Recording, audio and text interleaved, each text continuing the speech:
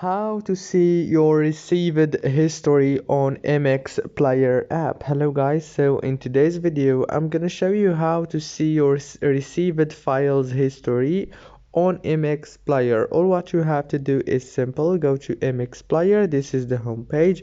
Now go to the top corner, click on those three lines right here and click on the fourth option, file transfer. As you can see right here, click on it, it will take you to this page. Now go down here and click on history. Now after you click on history, it will take you to this page. Click on received and choose what type of file that you want to see. For example, videos, audio, photos. Here you will find all your received history, or you can make it all to see all your received.